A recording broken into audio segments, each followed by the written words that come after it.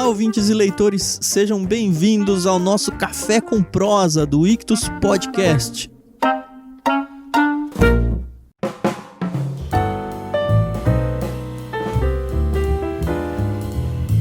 Eu sou o Thiago André Monteiro, vulgo Tan, estou aqui com a minha amiga Carol. Oi, Carol, tudo bem? Oi, Thiago, tudo bem? E com você, tá tudo bem? Tudo jóia. Só pra explicar pra vocês, a gente praticamente não publicou ainda, talvez tenha publicado só um Café com Prosa, então vamos explicar o que é isso, né? O programa, então, Café com Prosa, é só um bate-papo descontraído, aleatório, com alguém que a gente admira. Simples assim. A ideia é que a conversa vá andando e a própria conversa defina os caminhos que ela vai levar. Lembrando que, como a gente tá falando de um podcast, é bem comum você ir ouvindo e ficar com vontade de participar junto dessa conversa. E você pode fazer isso. Basta que você entre na sua rede social favorita, use a hashtag IctusPodcast e vai conversando com a gente ao longo da sua audição aí. Então vem com a gente, Café com Prosa, hoje com Rodrigo Casarim. Rodrigo, podemos ou não apresentar o seu nome do meio? Fiquem à vontade, a culpa não é minha mesmo. Apresenta você então, vai. A gente não fala errado. Oi, Thiago, oi, Carol. Obrigado pelo convite, é um prazer estar aqui com vocês. Meu nome jornalista, que são os dois da ponta, é Rodrigo Casarim, mas meu nome completo é Rodrigo Edivaldo Munhoz Casarim, né? Ah, tem um Munhoz eu não sabia também. Era pra eu chamar Edivaldo Casarim Júnior, mas aí minhas irmãs não deixaram, minhas irmãs mais velhas. Aí virou Rodrigo Edivaldo Munhoz Casarim. Você prefere o Rodrigo ou não? Um tanto, viu? Mas assim, a parte boa desses dois nomes do meio é porque muitas vezes que eu já fiz alguns trabalhos por dinheiro apenas, que não queria ver meu nome atrelado a eles, mas tinha que colocar algum nome lá, eu assinava como Edivaldo Munhoz, né? Que aí não manchavam o Rodrigo Casarim. Não tem rastro. Agora que você se tornou público isso, já era. Então quem quiser procurar aí Edivaldo Munhoz...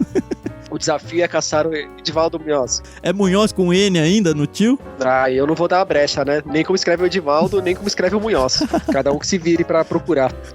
Tá bom, a gente vai publicar no post, então só o Rodrigo Casarim e deixa aí cada um indo atrás da sua vontade.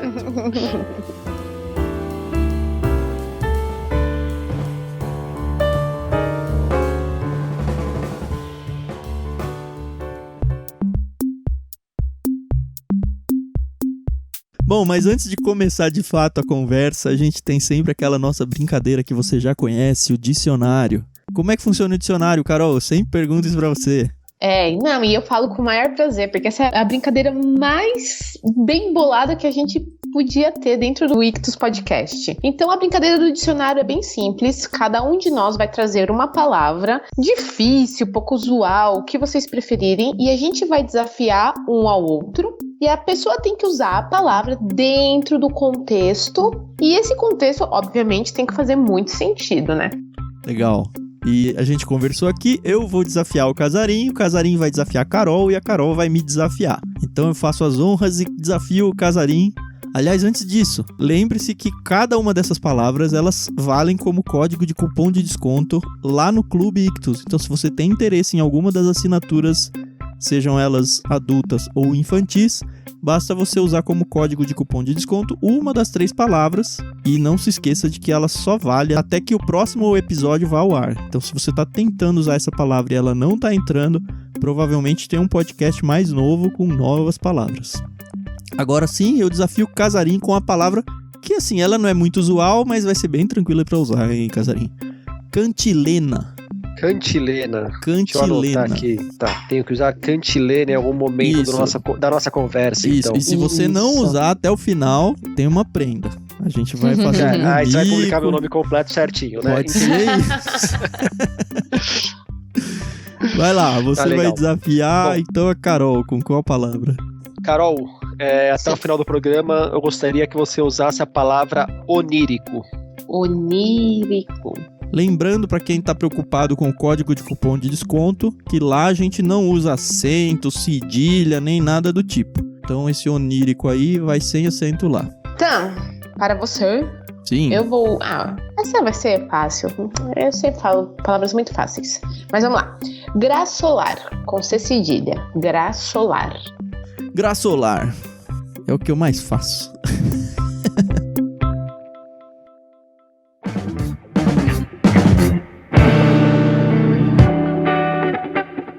Vamos lá então, Rodrigo Casarim, Rodrigo Edivaldo Munhoz Casarim por Rodrigo. Quem é o Rodrigo? Explica aí pra gente. Bom, o Rodrigo que foi convidado para participar do programa, ele é essencialmente um leitor. O que me define primordialmente é isso. É também um São Paulino, é também um zagueiro, é o que mais? Aquele raçudo que chuta pro lado e sai gritando todo mundo. Exatamente. O camisa 5, que se não sabe jogar bola, pelo menos sabe dar carrinho, sabe dar botinada. Que delícia, hein? Mas, bom, eu sou jornalista, eu escrevo sobre livros, eu tenho um blog no UOL que chama Página 5, que é o meu carro-chefe, e escrevo como freelancer, escrevo pra onde me chamam pra escrever desde que me paguem, tranquilamente. Importante, né? Vou agradecer a sua presença aqui, porque eu não combinei cachê nenhum com você, viu? Não, mas eu tinha te mandado uma tabela, depois aí você dá uma olhada naquele e-mail que tem as instruções certinho. Tá bom. Eu sou um jornalista que o que me sustenta enquanto jornalista é a leitura. Então eu acho que a primeira palavra pra me definir é Rodrigo Casarim é um leitor. De tudo. De tudo. A maneira que a minha vida assim caminha, ela é pautada pela leitura. Você tá com quantos anos, Rodrigo? 32. Eu sou de 87, mas eu sou de setembro. Então eu tô com 32. Só pra explicar, eu conheci o Casarim, eu tava fazendo um curso na LabPub, tava fazendo um curso editorial lá, e ele foi substituto do mediador. Aí eu, cara, sabe quando você olha e fala, cara, esse cara é gente fina. E aí fui já na época atrás do contato dele e tal, e nem sabia pra onde ia dar, mas os caminhos do mundo são... Com quem que era o curso, você lembra? Era com a Nanete Neves, eu acho. Ah, a Nanete, eu adoro a Nanete. Então foi o curso, eu não lembro se foi de Ghostwriting, você lembra com qual que foi? Se foi de Ghostwriting ou se foi o de escrita criativa. Então, eu já mediei os dois da Nanete. Eu fiz esses dois cursos, foi muito bom. Aliás, alguns dos textos que aparecem aqui no História de Pescador é resultado muito daquele curso lá de escrita criativa. Gosto muito de escrever. E escreve bem. Você lembra se eu participei com alguma intensidade da mediação? Porque assim, no de Ghostwriting, por ter muito a ver com biografias, eu me intrometo mais. Porque eu também dou curso foi no primeiro. De história. Você se intrometeu bastante também, mas foi no primeiro. Agora eu lembrei até porque você deu um pitaco num dos textos que eu tinha mandado. Você até falou, legal. Não, vocês já estão no fim do curso e agora vocês não precisam mais nem ficar seguindo tanto as regras da professora. Quem rindo em casa? Então, o legal da Nanete é que ali com ela eu me sinto com liberdade pra dar essas atravessadas. Não, foi muito bom, cara. Enfim, aí eu comecei a seguir o Rodrigo, conheci o Página 5, não conhecia ainda. Aí eu falei, nossa, o cara vive de escrita e a gente que tenta viver de escrita sabe o quanto é difícil isso no Brasil, né? E aí depois comecei a seguir ele, dar uma stalkeada básica, descobri que ele estava envolvido com o pessoal lá do Jabuti, e aí descobri que ele tem um podcast. Você tem um podcast, né, Rodrigo? Como é que é isso aí? Como é que surgiu isso aí? Tenho. Foi na metade do ano passado, eu queria tentar explorar o Página 5 um pouco em outro formato além do texto. Só um detalhe aqui, o Página 5 ele tá hospedado na UOL, mas você é funcionário da UOL ou não? Como é que é? Não, o UOL contrata a minha empresa e a minha empresa toca o Página 5. A minha empresa, que sou só eu, né? Sou eu sozinho, a minha empresa. Você é tipo um colunista deles mesmo, fixo? Como se fosse um colunista fixo do UOL. Mas não é uma relação de jornalista PJ, que nem é muito comum. Eu nunca estive lá dentro do UOL nem nada. Mas você recebe deles pra fazer o que você faz ali. Exatamente. Eu fazia freela pro UOL sobre livros. Eu iniciei isso lá no UOL praticamente, na época que eles não tinham matéria sobre livro. De freelas pontuais, o trabalho foi encorpando e virou um blog. Aí eu recebo do UOL pra editar o blog, pra tocar o blog. E aí tem um post semanal lá, é isso? Geralmente eu faço uns 3, pelo menos, por semana. Eu me planejo a semana pra fazer 3, mas aí cada semana a coisa pode desandar de acordo com os acontecimentos, né? Essa semana mesmo que a gente tá gravando o podcast foi uma semana bastante pesada, porque foi-se Moraes Moreira, foi-se Rubem Fonseca, foi-se Garcia Rosa. Eu vi. Me doeu o coração muito, cara. Muito Garcia mesmo. Rosa eu nem consegui escrever nada. No mesmo dia o Sepúlveda, o chileno, foi também. Então... Tempos negros. O meu planejamento de pauta que eu tinha na segunda-feira dessa semana foi completamente diferente do que foi ao ar do que era a ideia inicial, né? Mas é isso. O texto do Moraes Moreira que você escreveu, sim, me pegou fundo porque o Moraes Moreira, eu conheci ele adolescente, né? O Rubem Fonseca eu sou apaixonado, tenho vários livros deles, mas já foi algo quando eu já tava mais adulto. Então pegou, mas não é aquele negócio tipo morrer meu tio próximo, né?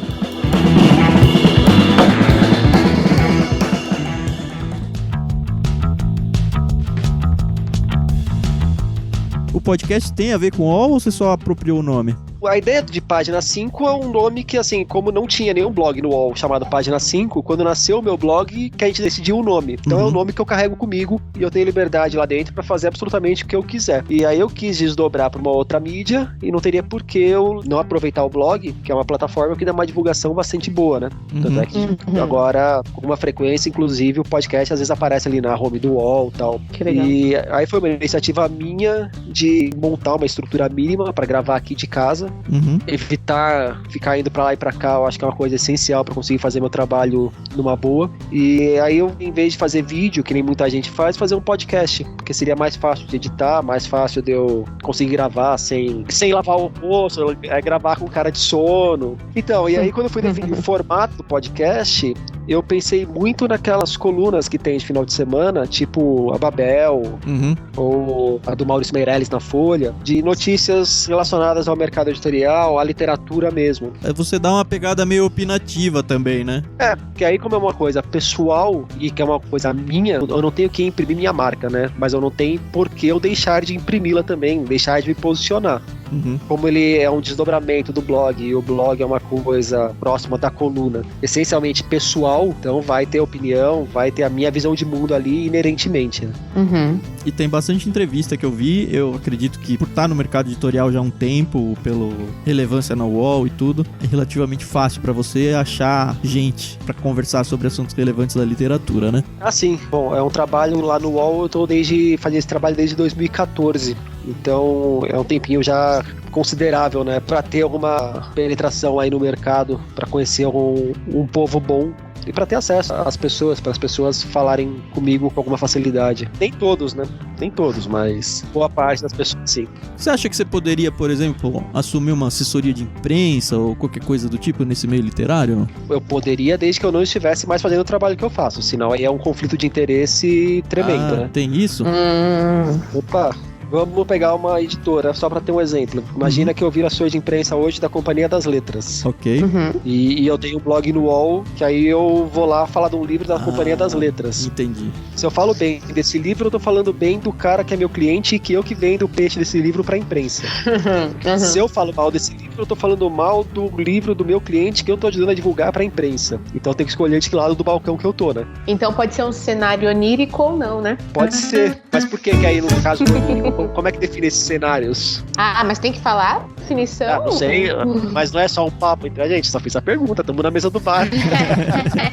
É, porque você pode fazer como se fosse um sonho e aquele livro que eles estão ali estocados e que não vende, você pode falar, meu, esse livro aqui, cara, vocês estão perdendo, vocês têm que comprar, enfim, e fazer o cenário onírico para esse livro, e aí você vai estar beneficiando um e outro. Não, aí eu vou estar beneficiando a editora. Sim, nesse caso é a editora. Então, mas assim, eu acho que o grande ponto desse conflito de interesse, aí pegando esse caso, é como é que o leitor do blog vai confiar que eu estou sendo isento se eu presto serviço para aquela editora? Verdade, não, você tem total razão. Mas e se você, Rodrigo, continuar no exemplo da companhia? Ou eu tô entendendo errado a ideia de assessor de imprensa, tá? O meu entendimento de assessor de imprensa é alguém contratado por uma empresa pra ajudar aquela empresa a aparecer em canais de mídia. É isso ou não? Certo, sim. E assim, se você se isentar da sua página, você fala, olha, por questões de ética e tudo, eu nunca vou falar sobre vocês, Companhia das Letras, porque eu sou assessor de imprensa de vocês. Agora, isso não impede que você faça o trabalho de tentar cavar espaço em outras mídias para que apareçam os livros da companhia.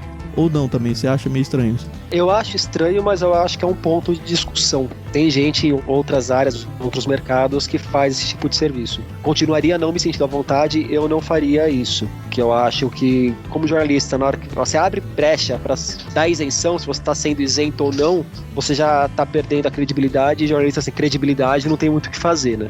Quando eu participo como júri de alguma premiação, ou eu sou chamado para algum evento de literatura para mediar a mesa, por exemplo. Se eu vou escrever sobre esse evento, se eu vou escrever sobre essa premiação pro blog, eu já deixo bem claro que eu fui convidado e que eu não vou dar a minha opinião sobre o que está acontecendo.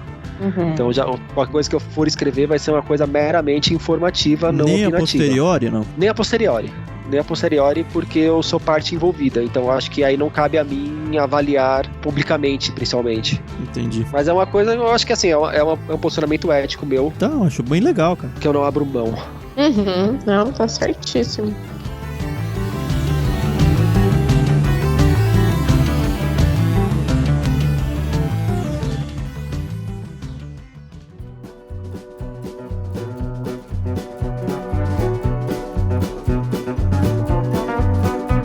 Uma coisa que as pessoas não sabem do jornalismo, e eu tô considerando que a sua página 5 lá no UOL é puramente um trabalho jornalístico, quando você indica alguma obra ou alguma coisa, as pessoas talvez tendam a achar que aquilo é um publi, alguém tá bancando uma matéria. Como é que funciona isso na prática? Na prática, eu recebo livros, recebo sugestões, eu corro atrás de livros e eu escolho o que eu vou publicar ali, o que eu não vou publicar, eu escolho como vai ser o texto, eu defino a pauta, eu defino o tom, eu defino a abordagem, eu defino tudo.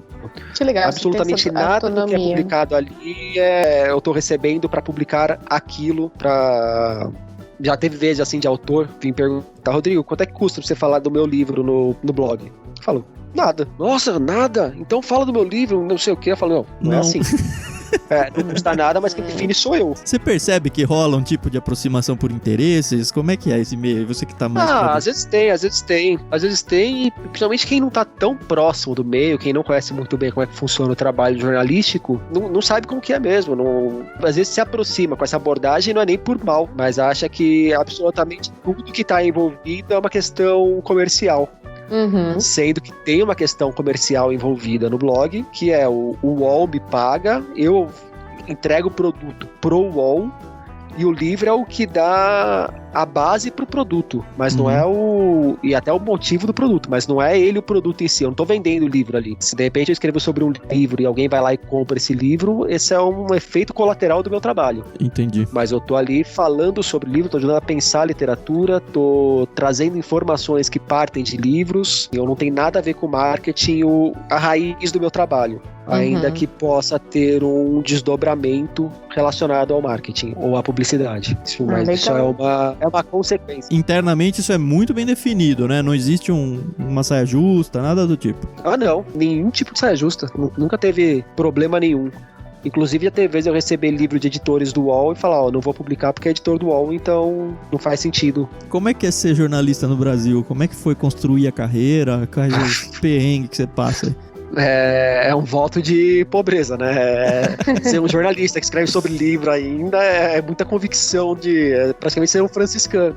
Cara, ser jornalista no Brasil, eu acho que é cada vez mais difícil, né? Eu fui procurando sempre a minha carreira, ela se faz de uma maneira um pouco diferente do que é normalmente a carreira de jornalista padrão. Eu nunca atuei dentro de grandes redações, nem nada. Mas isso foi opção ou aconteceu? Foi opção. Meu primeiro emprego foi numa revista de iluminação arquitetural. Aliás, meu primeiro emprego na área.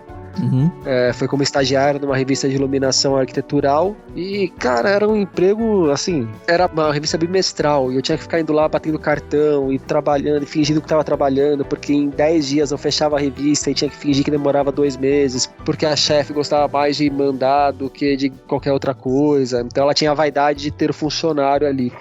E pela experiência que eu já tinha tido antes numa assessoria de cobrança, que também era uma coisa caricata disso aí de bater cartão e tal, eu cheguei no momento que eu falei: eu quero endireitar minha vida para tentar vender meu trabalho, não vender meu tempo. Que aí, quando eu termino a pós-graduação em jornalismo literário, eu morava com meus pais ainda, eu saio dessa revista de iluminação pra tentar viver de freelancer. E isso aí eu tinha 21 anos. E aí eu passei 5 ou 6 anos trabalhando com uma empresa de livros sob demanda, que chamava Biografias e Profecias.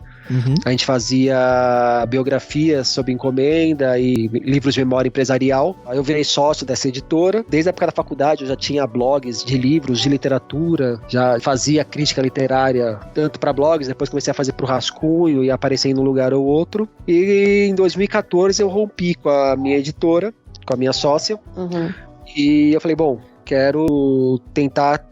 Eu trabalhava de casa, quero continuar trabalhando de casa. Então vou tentar agora me vender como freelancer focado em livros. Como é que você se vende como freelance? Tipo, você tem que conhecer muita gente e ficar, ó, pelo amor de Deus, me contrata, é isso? Eu não conhecia ninguém, absolutamente ninguém de quem me contratou. Fui atrás, assim, de, um amigo do amigo do amigo, tenho contato do editor de não sei da onde, aí pega um contato, manda um e-mail, se apresenta e vê o que dá, né? Quando eu mandei esses e-mails falando que eu queria ser um freelancer que escrevia sobre livros, muitas portas se abriram. E muitos editores vieram me falar que eles não recebiam o contato de jornalista com um foco tão específico. Então, em pouco tempo, ali em 2014, eu já estava escrevendo para Carta Capital, para o Valor Econômico, para Aventuras na História, Suplemento Pernambuco. Que ano isso, já mais ou escrevi menos? para o Rascunho em 2014. Que legal. E foi aí que abriu a porta do UOL, que foi um dos lugares que eu enviei o e-mail, não conhecia ninguém de lá. Na verdade, eu enviei 9 e-mails até o editor me responder o primeiro e-mail.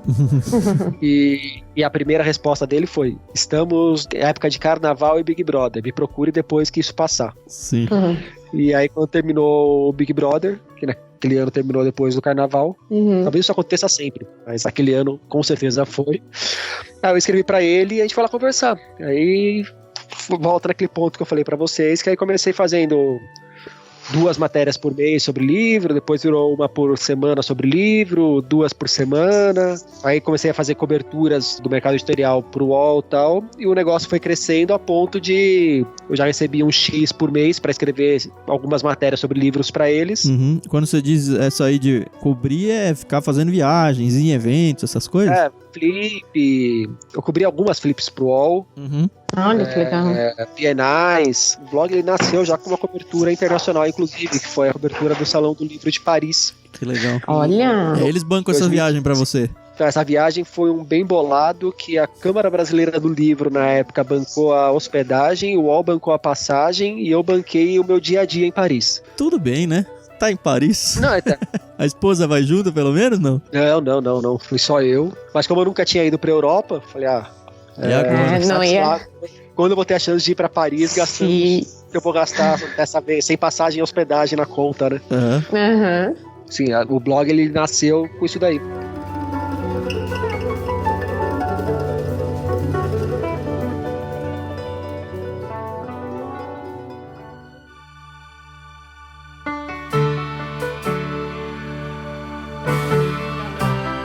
O blog tem uma história curiosa, porque o blog ele nasce, o Página 5, meio que por acaso, porque eu fui conversar com o meu editor e minha ideia era criar um blog de cerveja no UOL. Eu tentava fazer um trabalho de cerveja lá e a coisa não ia. E aí eu sugeri pra ele, falou, cerveja eu não compro a ideia, mas se quiser transformar o trabalho com o livro num blog, eu acho que a gente já tá azeitado o suficiente pra dar esse passo. Falei, pode ser, né? Você acha que blog tá meio datado já hoje, não? Eu acho que se alguém for criar um blog pra começar do zero, um blog de forma independente, vai penar. Eu acho que se for um blog só de texto, que nem é o meu ali no UOL, que não tem desdobramento em outras mídias... O mundo não é mais o do se... texto, né? O mundo da internet. Exatamente. É da imagem, né? Eu acho que ali o blog que eu tenho no UOL ainda tem a relevância dele, porque ele tá dentro de um grande portal e ele funciona como se fosse uma coluna, como vocês falaram. Mas você tem ideia do alcance dele, não? Tenho. Hoje deve estar dando aí uns 150, 200 mil visitantes por mês. Mas já teve ano ali, em 2018, que foi o meu melhor ano, o ano inteiro deu mais de 4 milhões de visualizações do blog. Olha, que legal. É um número que pra internet pode não ser muito expressivo, mas pro mercado editorial é bastante. Sim, Nunca me pararam na rua pra pedir autógrafo, mas já teve uma vez ou outra de reconhecer. Você que tem o blog de livro no UOL e tal. Quando eu fui sommelier de cerveja, aconteceu isso daí. Cheguei na sala, você que é o Rodrigo do UOL? Falei, depende, o que eu fiz? Falei mal de coisa. Pode ser que eu seja o Edivaldo só, né? Mas deixa eu perguntar, assim, você, obviamente, gosta de ler, né? Um leitor voraz, mas você lê só pra escrever sua coluna ou você tem leituras paralelas? Tenho leituras paralelas, às vezes eu não vejo a hora de conseguir tirar uma semana de férias ou alguns dias de férias, quando eu viajo e tal, que aí eu posso ler só por prazer, não preciso ler por obrigação, e muda completamente o interesse da leitura, a maneira de ler. E eu vou tentando, assim, intercalar o que é livro pra pauta que eu vou escrever. Eu tento ler de forma rápida e de forma bem técnica e direta. E aí na hora que sobra um tempinho eu vou lendo por prazer. Que nem agora eu tô aqui na minha mesa com 2 livros. Um que é a biografia do Tiradentes. Devo escrever sobre ela no dia 21 agora. E o outro é o Esperándolo a Tito, do Eduardo Saccheri, o argentino, que esse eu tô lendo por prazer. Comprei numa viagem que eu fiz para Buenos Aires, é um livro de contos sobre futebol, do Eduardo Saccheri. Que legal. Que legal. É você sempre que escolhe a literatura sua, seja ela a de prazer com certeza, né? A outra. Ou eles falam, ó, esse livro dá uma lida aí, alguém chega isso pra você. Você tem uma pauta por tipo de livro, eu não sei. Os editores sugerem algumas coisas, sim, com frequência, mas eu tenho a liberdade de aceitar ou não a sugestão. É uma sugestão mesmo, não é uma imposição, né? O que acontece quando você tem um livro, sei lá, chegou, você tem que ler e você tá decidido, seja lá por qual motivo, a escrever sobre ele. Aí você começa a ler e fala, putz, cara, esse livro é ruim, esse livro não tá legal. Que você desiste, você fala mal no seu artigo. Depende do que me motiva a escrever sobre ele. Se é um livro que não está no debate público, não tem um interesse público grande no entorno dele, eu começo a ler e não gosto, não tem por que eu seguir adiante.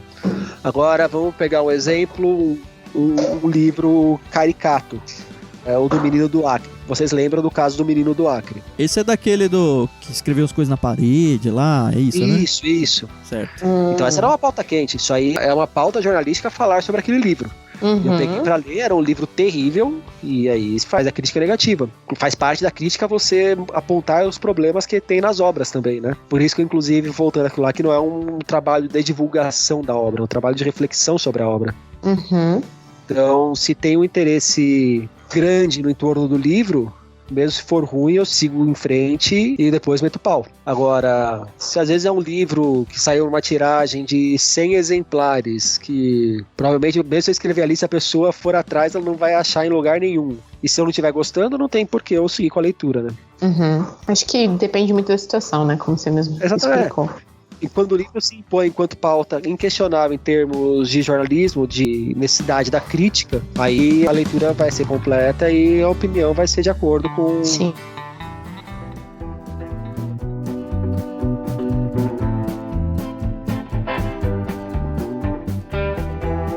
Voltando pro podcast agora, eu tenho ouvido já faz uns bons meses já. Assim, você é sempre super formal, não sei se a palavra é certa, mas é aquele... É formal, não tem aquelas graçolas, é sempre jornalístico, formal, falando direto. Mesmo quando você tá apresentando, sei lá, suas redes sociais no final, faz alguma gracinha, alguma coisa, parece um negócio meio quadradinho, assim. Isso é proposital? Esse é o seu estilo? Você não quer tornar a coisa engraçada? O que é? É que eu tenho um pouco de preguiça dessa linguagem de internet, de tudo tem que ser engraçadinho, tudo tem que ser levinho, tudo tem que ser com uma bobeira no meio.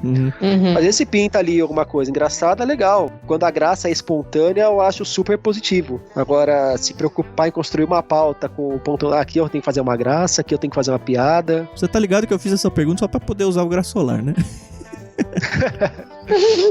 Pra mim não rola. Não gosto. Até porque aí, muitas vezes eu tô em busca de informação e é uma coisa cheia de gracinha, eu saio daquilo. Eu acho que prejudica a informação. Poxa. Então, essa sua paixão por livros, ela sempre existiu? Foi o que te fez escolher o jornalismo ou não tem nada a ver? Só não deu certo no futebol, né? Então, a paixão por livros sempre existiu. As minhas primeiras memórias de infância já são relacionadas a livros. Essa semana, inclusive, eu escrevi sobre a minha relação com Harry Potter lá no blog, que é uma coisa fundamental ali na minha formação como leitor. Mas antes do Harry Potter eu já era um leitor frequente, só que a minha opção pelo jornalismo era o gosto pela leitura, era o gosto pela escrita, mas inicialmente a minha ideia era trabalhar com jornalismo esportivo. Escrito ou beira de campo, assim? Era mais pra escrito. Eu sempre fui muito da palavra. Mas assim, o fator de quando eu me fui pra faculdade de jornalismo, a minha ideia era trabalhar com jornalismo esportivo. Mas aí depois eu desencanei que não tô estudando sociologia, filosofia, psicologia pra ficar perguntando pra jogador o que você achou do jogo. Pra ficar debatendo com o craque Neto. Exatamente. Prefiro manter só a paixão. Você sofre muito com o seu São Paulo hoje em dia? Pô, hoje em dia não, por causa da quarentena, né? Pelo menos é uma coisa boa, né? Faz tempo que o São Paulo não perde um jogo, né? Faz tempo. Não, cara, mas isso aí é sacanagem. Agora que a gente tava engrenando, agora que a gente ia ganhar tudo esse ano, veio Corona pra... É uma conspiração contra o São Paulo, com certeza. Exatamente, tá duro. E assim, o que eu sofro muito com o São Paulo não é nem só essa falta de vitória, mas esse futebol feio que o São Paulo vinha demonstrando há anos e anos. Mesmo ali no tríbrio do Brasileiro. É a década de 80 do Palmeiras, cara. Eu cresci, fui ver o Palmeiras ganhar alguma coisa. Foi um paulista aí em cima do Corinthians, que aliás reprisou recentemente. Mas eu já tava no ginásio já, cara. E eu vi o São Paulo ganhar toda hora, dava um raiva. Cara, mas é uma coisa que assim, eu tava sentindo muita falta, que aí São Paulo desse ano melhorou muito, que é, independente de ser campeão ou não, de ganhar ou não o jogo, mas de voltar a ter prazer de ver o time, sabe, jogar bola. Fazer alguma coisa bonita em campo, né? Exatamente. E o São Paulo sempre foi com essa característica do futebol bonito, ganhando ou perdendo, e sumiu isso na história dele. Eu, como bom zagueiro, eu defendo que você ganhar ou perder um jogo é consequência do que você faz em campo, mas você não ter vergonha na cara, não jogar direito, isso aí é imperdoável.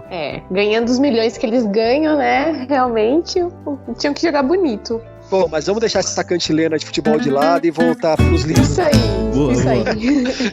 A gente entende mais disso.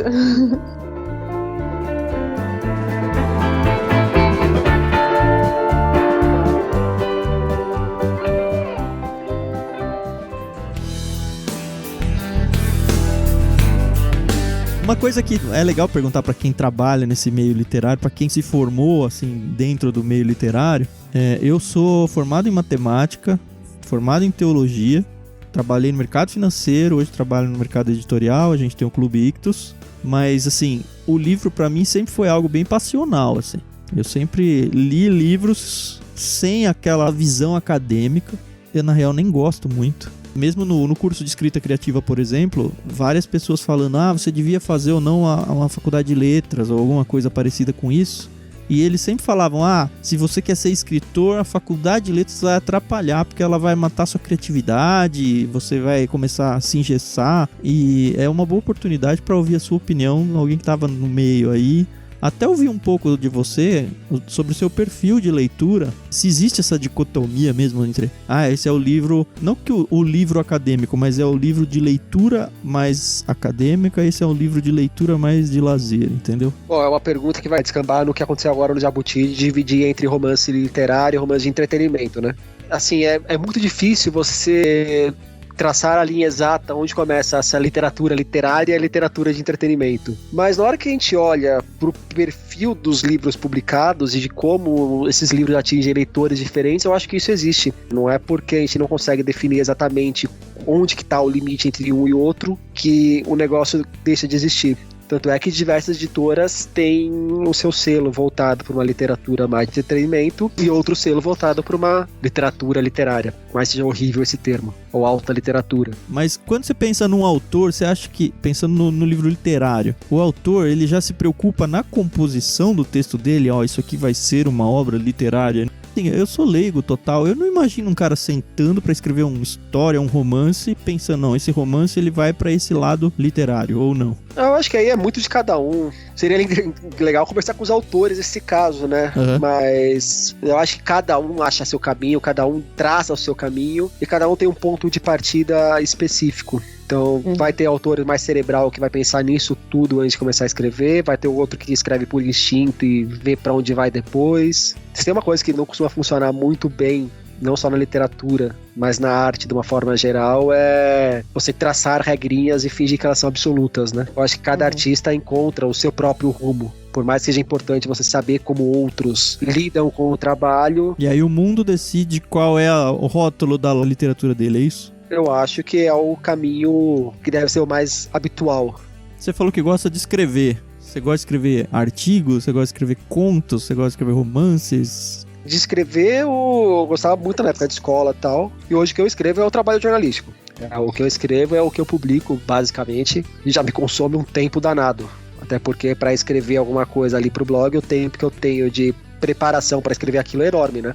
Porque quase sempre depende da leitura de um livro. Tem um trabalho de bastidor muito grande que precede a escrita ali. Eu até tenho vontade de escrever mais. Basicamente, seu trabalho é sentar numa rede e ficar lendo em casa. E alguém fala, mano, você tá de várzea? Aí você fala, tô trabalhando. Exatamente, tô trabalhando. O trabalho dos sonhos. Nossa, mas às vezes vira um pesadelo, viu? Ganha bem, né? Ganha, se ganha. Não sei nem imagina o quanto ganha bem. Cara, o podcast, você tá achando que tá sendo um sucesso dentro do que você esperava? Tô gostando. Tá bem no começo ainda, né? Tá no começo e serve muito pra conversar com as pessoas, pra dar vazão pra informação mesmo, coisa mais rápida, né? Então eu acho que assim, a proposta de quando eu criei, que era ter um momento de dinamismo ali no blog com outro formato, ele tá cumprindo. Tem coisas pra melhorar, mas tô gostando do caminho dele. Você acha que corre o risco dele engolir o blog como mídia? Não. Isso eu não vejo o menor risco, porque são mídias diferentes e a proposta para cada mídia é completamente diferente. Você não vai ver eu fazendo no podcast uma análise detalhada de um livro, de um autor, que nem eu faço no blog. Isso aí para mim tem que ser em texto mesmo.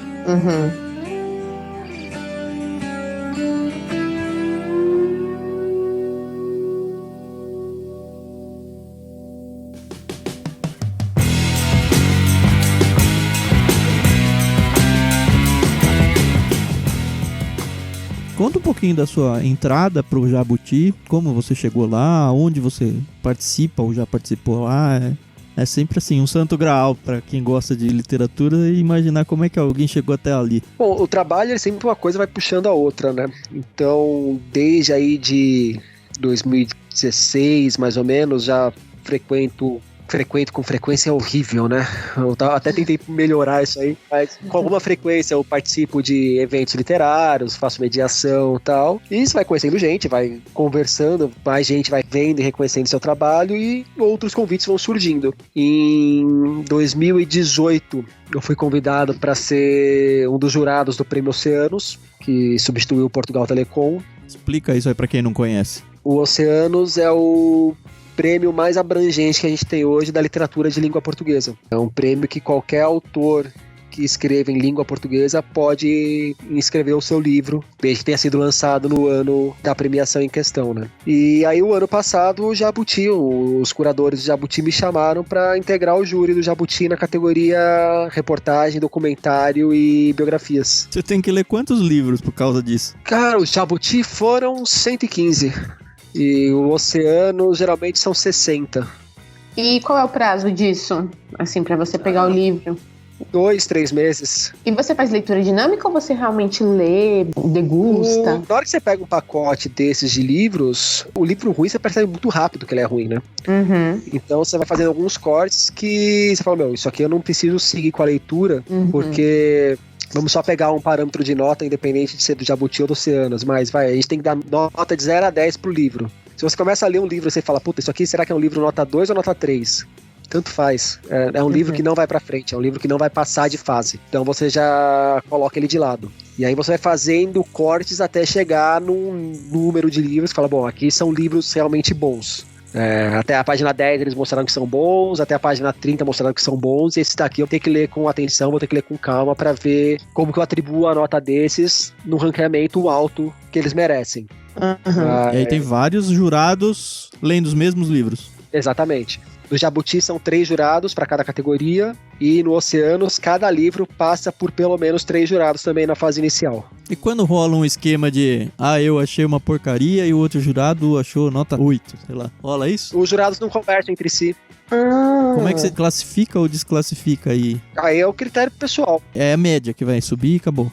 Sei lá, se a gente pega um livro aqui, eu dou nota, você dá nota 8, que você já falou, eu dou nota 7, e a Carol dá nota 3, 18, vai ter média 6. Mas aí tem tipo semifinal, quartas de final, esse tipo de coisa, ou acabou? O Jabuti acabou. O Jabuti, os jurados no início deram a nota, acabou. E o Oceanos não. O Oceanos tem um júri inicial. Desse júri inicial, os 50 com melhores notas vão para uma segunda fase, para uma semifinal. Com outros jurados. Aí tem o júri da segunda fase para outros jurados. Dessa segunda fase saem 10 que vão para outros jurados da banca final.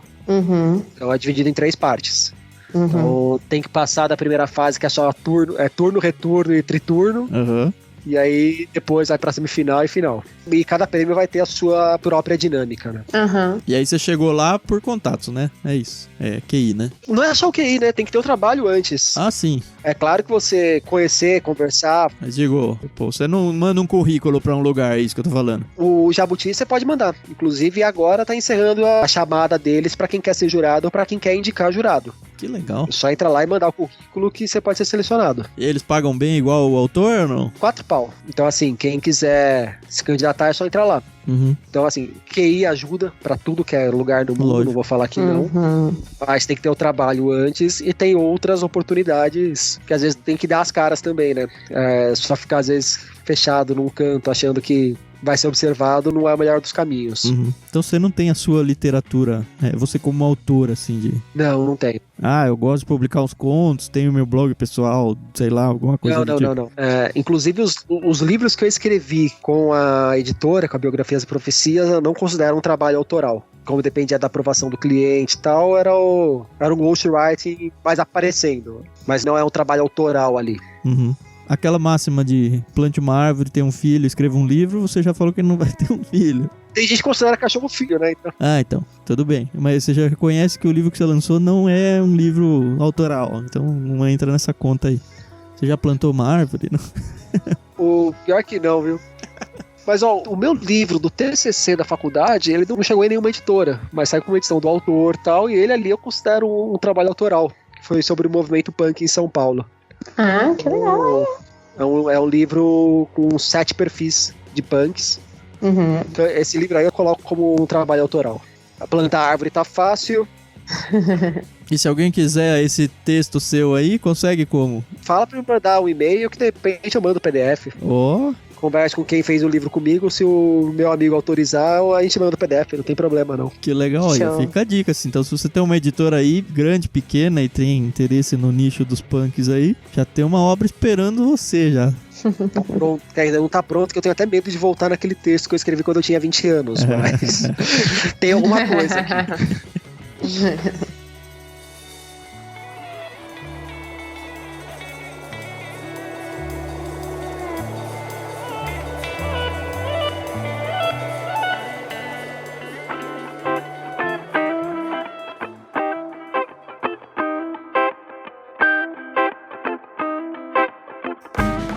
Pergunta alguma coisa pra gente também, só aparece Jornal Nacional esse negócio aqui. Eu queria saber como é que surgiu a ideia de criar um clube de assinatura focado, ou não focado, mas que dialoga tão forte assim com essa questão cristã. Eu fiquei super curioso na hora que conheci o trabalho. Só pra você saber, de início, a gente não tinha essa ideia de ser um clube cristão. A gente demorou muito pra aceitar e mesmo assim a gente não se rotula como um clube totalmente cristão. A gente não gosta muito disso, porque assim, eu trabalhei com a Carol numa editora cristã. Foi quando eu saí do mercado financeiro. Pera aí, rapidinho, deixa eu fazer uma outra pergunta já então. Tá. Vocês são cristãos ou você que estava no mercado financeiro, você viu uma oportunidade não, e foram lá e abraçaram o nicho de mercado? Não, a minha saída do mercado financeiro, ela foi por causa da minha cosmovisão cristã. Porque dentro do mercado financeiro tem, acho que como toda profissão, né? Tem a sua parte suja da coisa. Mercado financeiro? Imagina. Então eu comecei a ver algumas coisas que batiam com aquilo que eu acreditava, né? E aí primeiro assim, você trabalha para uma empresa, você fica, eu tô dando dinheiro para outras pessoas, né? Meu trabalho tá gerando, óbvio, meu salário, mas o que eu tô fazendo em prol do mundo, assim, sabe? Essa era o que eu tô colocando como meta de vida pra mim. Isso já me incomodava muito. Aí depois que eu entrei no seminário, eu fui pro seminário não com pretensões pastorais ou missionárias nem nada. Eu queria só me aproximar mais de Deus. Eu já era cristão, eu cresci num lar cristão, batista. E assim, a minha espiritualidade melhorou muito, assim, depois do seminário. Por causa de conhecimento acadêmico até, assim. Melhorou muito mesmo, minha devoção em relação a Deus aumentou muito, o que foi aumentando meu desconforto no lado profissional. E aí, enfim, tem toda uma história que fez com que eu saísse do mercado financeiro. Eu saí e na época eu estava adiantando uma matéria do mestrado no seminário e um dos professores do mestrado, ele era o presidente da editora na época, de uma editora cristã que estava super meio capenga e tal. E aí ele falou, cara, eu preciso de alguém analítico pra colocar a casa em ordem. Aí ele falou, vem, só que aí, assim, saí de um salário de 11 anos de mercado financeiro pra alguém que estudou exatas e vai trabalhar numa editora, né? Comecei a ganhar menos de 1/3 que eu ganhava. Mas assim, eu tava tão desgostoso no mercado financeiro que eu fui. E aí lá eu comecei a fazer um monte de curso, conheci a Unil da Unesp, conheci Casa de Educação, conheci a LabPub. E o presidente, que era meu ex-professor, amigo e tudo, ele foi se qualificando junto comigo. A princípio comecei a planilhar um monte de coisa na editora, organizar, uma coisa que era muito caseira. A gente conhece bem como é que é a editora pequena, né? E aí eu fui me apaixonando pelo mercado editorial, me apaixonando e me qualificando. E aí sempre com aquela ideia, eu já gostava muito de escrever e de ler. Então eu já tinha, desde a faculdade, um blogzinho de conto, esse tipo de coisa que nunca prosperou de verdade. E aí a Carol entrou na editora também. Nunca tinha visto a Carol na vida. Me contratou pelo Facebook. Moderno. Pra editor, né, Carol? Foi mais ou menos. Mais ou menos. E aí, enfim, a gente começou a ver que tinha muita afinidade de assuntos. E a gente tava numa editora cristã, só vende livros cristãos, mas tanto eu quanto a Carol, a gente lia muita coisa fora desse nicho cristão. E a gente pensou em várias formas de tentar transformar isso num negócio. E nunca chegava num pacote final. Aí a gente conheceu, olha só, Ictus Podcast fazendo propaganda alheia, mas vamos lá, é a realidade, né? A gente conheceu a TAG. Experiências literárias. Eu sou mão de vaca, então eu não assinava, mas a Carol assinou. Assinei por 1 ano e recebi a caixinha e, cara, aquele formato era sensacional. Eu não precisava sair da minha casa, eu recebi o livro, tinha a revista explicando o autor, a curadoria, Aí eu falei pro Thiago, é isso. Isso aí, depois de muito tentar aqui e tentar lá, falou, vamos montar um clube. Só que aí a gente vai mandar livro só cristão? Assim, a gente trabalhava numa editora cristã, os dois com a mesma fé. E assim, eu particularmente cresci ouvindo MPB em casa, lendo livros não cristãos. E de certa forma, na década de 80, a igreja evangélica ela era super quadradinha. Muita gente via isso com maus olhos. O tipo, você tá consumindo negócio que não é bom. Deus não gosta, sabe aquela coisa? E assim, meus pais sempre foram muito mente aberta. Falaram, não, segue, não tem nada a ver. Vai formar o seu caráter. E eu realmente acredito nisso. E a Carol também tem isso. Então a gente falou, vamos fazer o seguinte. A gente vai abrir um clube literário que ele vai ter uma cosmovisão cristã. A gente chamou de Óculos Cristãos. Só que ele vai ler de tudo. Por quê? A gente tem a revista literária e nela, quando a gente indicar um livro que não é necessariamente cristão e até que ofende o cristianismo, isso a gente não tem problema nenhum de entregar, a gente simplesmente fala, olha, esse livro é contrário à nossa fé, mas ele é importante de ser lido por causa disso, porque nós dois acreditamos que se nós temos uma fé que não pode ser confrontada, ela é uma fé burra. Então, você vai se tornar um cristão melhor a partir do momento que você conseguir consumir o discurso contrário aí, seja ele agressivo ou não, e você conseguir manter ou até solidificar ainda mais a sua fé. E o mais legal é que a gente ficou com essa ideia, né? E aí quando a gente começou a entrevistar os curadores, que a gente chama de peixe grande, a gente viu que a maioria deles, que são pastores, missionários, são pessoas consideradas influentes dentro do cristianismo, liam livros que não tinham nada a ver com o cristianismo. Então a gente falou, é isso. E nem só liam, né? Eram os livros que mais marcavam a vida deles. Exato. E aí, poxa, foi um casamento muito bacana. Aí a gente falou, uma coisa é eu e a Carol indicar um livro para o clube. Como é que eu vou quem convencer sou eu, né? o José, a Maria, de, assina aqui esse clube literário, porque o Zé ninguém, Thiago, e a Carol, a Maria ninguém. Carol, estamos falando que esse livro é bom. Ninguém ia se importar com isso. Mas aí a hora que a gente viu, olha, tem muita gente relevante no meio no meio cristão, que as pessoas não sabem que elas estão lendo esse tipo de livro. E se ela souber, ela vai falar, o quê? Essa pessoa que eu gosto aqui falou que esse livro aqui é bom, então eu vou ler também. Que é a ideia de curadoria mesmo, né? Vou ver o que tem nessa literatura mundana. Isso. E assim, teve algumas pessoas, amigas nossas cristãs, que falaram, não vai dar certo isso. Porque ou você é cristão ou você não é. Você tem que se posicionar. Eu falei, não, eu sou um cristão que lê de tudo. Não, mas teve até um amigo que falou, existe um muro construído entre o cristianismo e o secular. E quem construiu o muro foram os cristãos. Você não vai conseguir transpor esse muro. Aí eu falei, então eu vou fazer um buraquinho no muro. Nem que eu passe só um dedinho ali, mas tá na hora, né, de destruir esse muro. E aí a gente tá batalhando. Desde 2018 a gente entrega os nossos kits. No final de 2019 a gente começou a entregar kits infantis também. Então os livros que a gente manda, assim, no mesmo kit vai, sei lá, a gente já mandou O Peregrino, de John Bunyan, que é um clássico cristão, Crime e Castigo, do Dostoiévski. Já mandou O Diário de Anne Frank e... A Peste, do Alberto Camus. A gente já mandou quadrinhos, sabe, do Fábio Koala. A gente já mandou Contos Essenciais do Machado de Assis. Manuel Bandeira. E aí, a gente tenta diversificar. Já mandamos os livros do Sherlock Holmes. É o que eu falei pra você, é aquela literatura passional. Eu não sei ler um livro com aquele olhar de crítico literário. Eu sei ler como um cara que tá lendo dentro da pandemia do coronavírus. Falar, nossa, cara, esse livro é atualíssimo pra gente. Óbvio que quando a gente vai gravar sobre ele ou escrever sobre ele, a gente faz aquela pesquisa básica, mas como uma pessoa comum, não como um letrado na área. Aham. Tem 2 feedbacks, né? O pessoal que fala, cara, que legal que vocês enxergam dessa forma. E tem o feedback de cristãos que falam, cara, não faz sentido nenhum você fazer isso. É aquele cara que, sem saber que o C.S. Lewis é cristão, não assiste Crônicas de Nárnia, nem lê Crônicas de Nárnia, porque tem monstro, e monstro é coisa do diabo. E aí eles falam, cara, mas o autor é cristão, ele tá fazendo uma analogia do cristianismo aqui, o Aslan é Cristo. Ah, é? É. Ah, então é bom.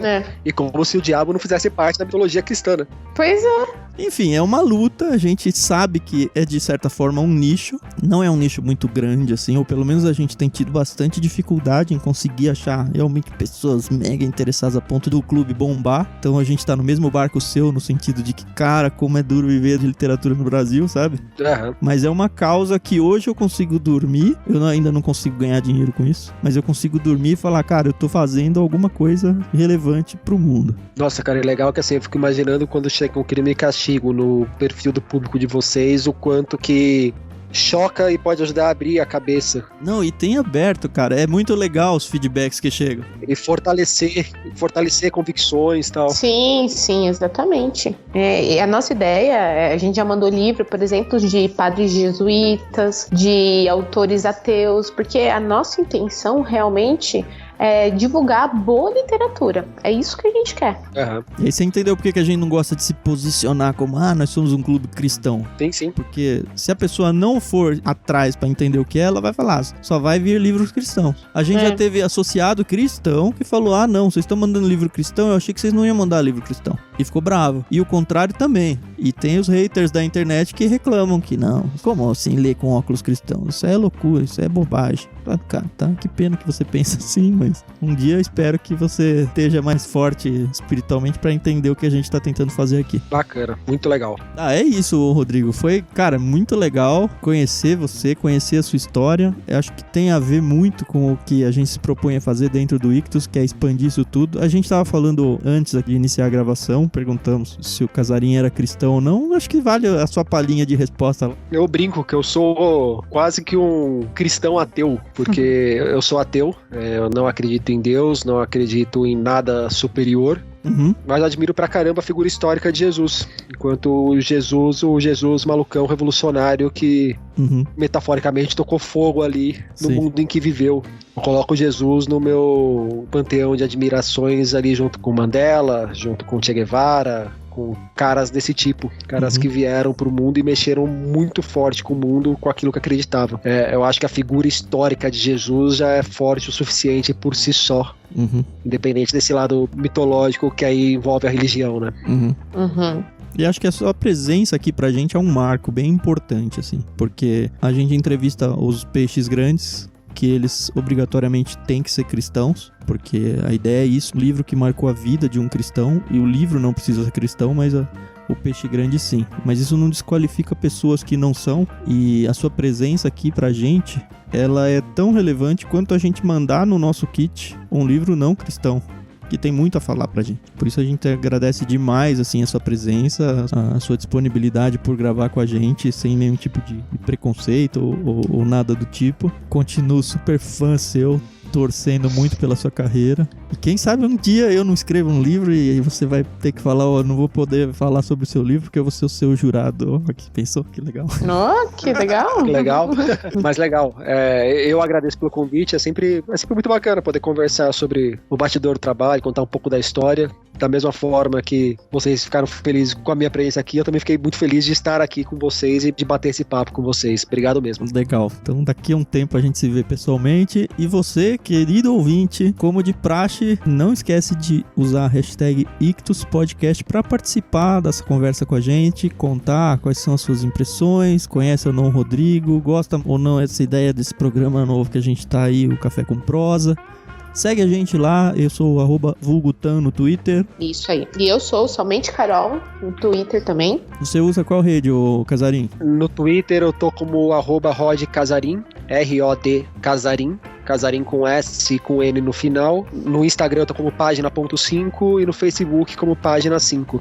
Página 5 é o meu blog no UOL. E procurem aí pelo podcast dele também nas principais plataformas, né, Casarim? Tá no blog, nessas redes que eu falei eu sempre divulgo, e tá no Spotify, tá no Deezer, tá no YouTube, tá no SoundCloud. O 5 é escrito ou é o número? É por escrito, é por extenso. Então, página 5, ouve lá, ele tem várias notícias, é bem legal, e curtinho os episódios, tranquilo pra você pegar uma loucinha de almoço aí e seguir nele. Menos que isso, até 15, 20 minutos pra começar a sexta-feira, só pra saber mais ou menos o que rolou no meio literário e editorial e ter alguma dica pro final de semana. Legal. E a gente tem um canal de transmissão no Telegram, t.me/ictuspodcast, se você quiser ficar sabendo das novidades do podcast. Se você quiser conversar com outras pessoas que também ouvem, t.me/ouvintes, é o nosso grupo aberto lá no Telegram também. Se você quer assinar o clube, clubeictus.com.br, conheça lá os planos que a gente oferece. Se você só quer acompanhar o podcast, é só ictus.com.br. Nas principais plataformas a gente tá por aí. E para ajudar a gente, porque como vocês viram, a vida no mercado editorial é bem complicada, ictus.com.br/Amazon. Sempre que você for fazer suas compras, seja de produtos online ou produtos físicos, se você entrar por esse link, você vai ajudar a gente bastante. ictus.com.br, você não paga nada mais por isso e a gente fica com um sorriso de orelha a orelha.